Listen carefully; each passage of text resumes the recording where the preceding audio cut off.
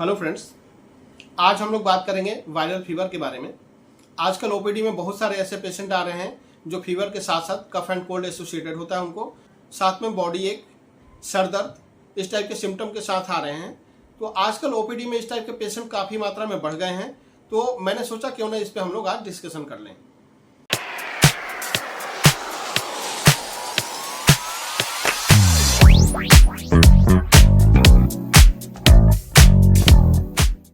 तो शुरू करते हैं हम लोग आज का अपना टॉपिक वायरल फीवर।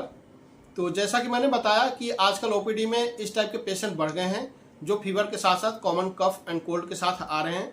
सर दर्द हो रहा है उनको, बॉडी एक हो रहा है, लिथार्जी वाली कंडीशन मिल रही है उनमें, और साथ में कभी रनिंग नोज या नाक बंद वाली शिकायत मिल रही है। आज हम लोग इसके कॉजेज के बारे में, mode of transmission, risk factor, sign and symptom और ट्रीटमेंट के बारे में बात करेंगे। अगर कॉजेज की बात करें, ये वायरल डिजीज़ है तो वायरस से होने वाली डिजीज़ है, तो इसके मेन कॉज तो वायरस ही हैं। उसमें अगर कॉमन वायरस की बात करें तो राइनो वायरस और इन्फ्लुएंजा वायरस है। कुछ मॉस्किटो बॉर्न वायरस होते हैं जैसे डेंगू वायरस या चिकनगुनिया वायरस। कुछ गैस्ट्रोइंटेस्टाइनल ट्रैक्ट से रिलेटेड वायरस हैं जैसे रोटा वायरस और नारो वायरस। तो आज हम लोग जिस वायरल डिजीज़ की बात कर रहे हैं, जिस वायरल फीवर की बात कर रहे हैं, वो इन्फ्लुएंजा वायरस या राइनो वायरस से होने वाली वायरल डिजीज़ है। तो इसके बारे में हम लोग बात करेंगे। अगर हम लोग इनके मोड ऑफ ट्रांसमिशन के बारे में बात करें तो ये ड्रॉपलेट इन्फेक्शन से होने वाली डिजीज है।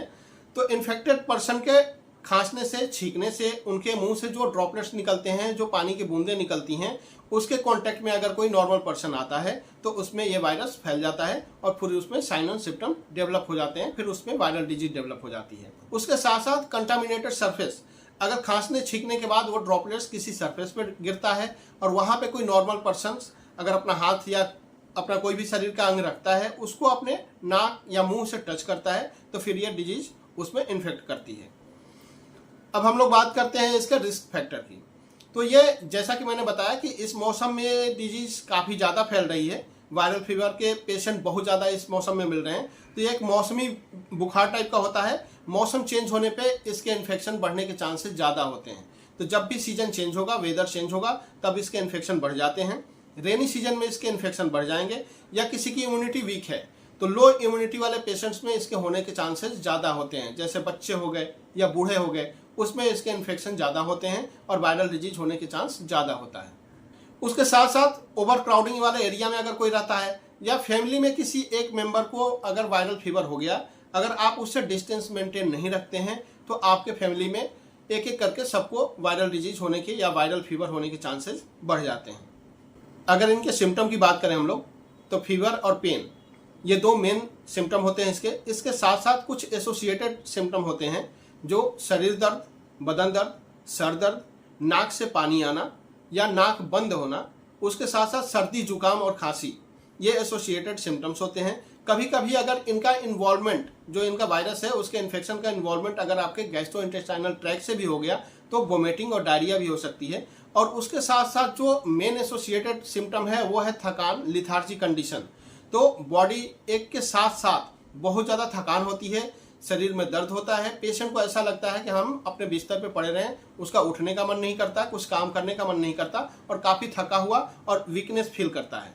जनरली ये फीवर 3 से 5 दिन में ठीक हो जाता है, लेकिन कई बार ये 5 से 7 दिन भी टाइम ले सकता है ठीक होने में। अगर हम लोग ट्रीटमेंट की बात करें तो अगर आपका बॉडी टेम्परेचर 98 टू 99 डिग्री के बीच में रहता है तो आपको किसी मेडिसिनल ट्रीटमेंट की ज़रूरत नहीं है। आपको अपने बॉडी को रिहाइड्रेट करने की ज़रूरत है, ज़्यादा मात्रा में पानी पीना है, लिक्विड डाइट इनटेक करने की ज़रूरत है, साथ में फ्रूट और जूस की मात्रा आप अपने डाइट में बढ़ा दीजिए और रेस्ट कीजिए।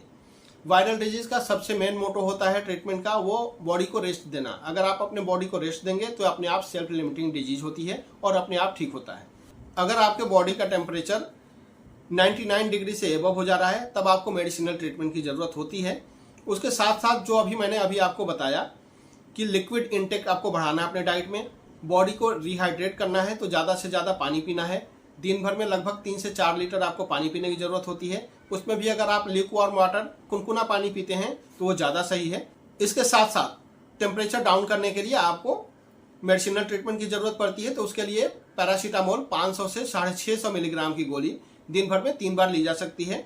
ज़रूरत के अनुसार इसको 3 से 4 बार भी किया जा सकता है। साथ में अगर सर्दी जुकाम वाली कंडीशन बनी हुई है, रनिंग नोज है और आपको कफ एंड कोल्ड वाली कंडीशन भी एसोसिएटेड है साथ में, तो उसके लिए लिवोसेट्रिजिन 5 मिलीग्राम की एक गोली रात में सोते समय ले सकते हैं और साथ में आप मोन्टेल्यूकास्ट भी ले सकते हैं।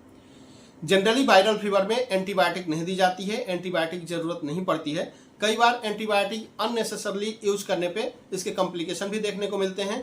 अगर आपका बुखार 3 दिन में कुछ डाउन नहीं होता, ठीक नहीं होता है और आपका टेम्परेचर कंट्रोल में नहीं आता है, तो 3 दिन बाद अपने किसी नज़दीकी डॉक्टर से मिल लें। अगर उस डॉक्टर को ऐसा लगता है कि वायरल फीवर के साथ साथ कुछ बैक्टीरियल मैनिफेस्टेशन या बैक्टीरियल इन्वॉल्वमेंट हो गया है, तो वो एंटीबायोटिक यूज कर सकता है, वो दे सकता है आपको।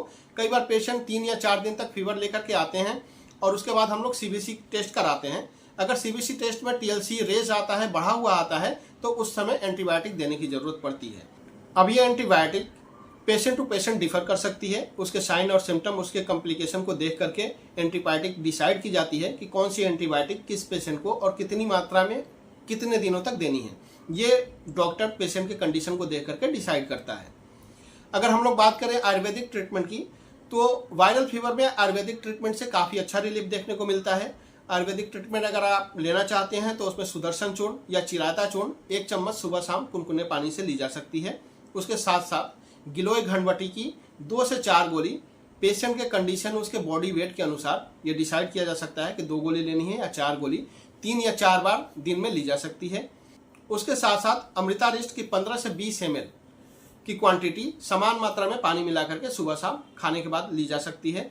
उसके साथ फिफाट्रोल टैबलेट एक आती है जिसको आप 1 से 2 गोली सुबह शाम ले सकते हैं। यह आयुर्वेदिक ट्रीटमेंट भी आपको अपने किसी नज़दीकी आयुर्वेदिक डॉक्टर के परामर्श के अनुसार लेना चाहिए। तो ये रहा हम लोगों का आज का अपना टॉपिक वायरल फीवर, जिसके बारे में हम लोगों ने अभी बात की। आगे भी इस टाइप के टॉपिक जारी रहेंगे। अगर आपको मेरा चैनल पसंद आता हो तो इसे लाइक और सब्सक्राइब कीजिए, साथ में बेल आइकन को भी प्रेस कीजिए, जिससे आगे आने वाले वीडियो का नोटिफिकेशन आपको सही समय पर मिल सके। Thank you.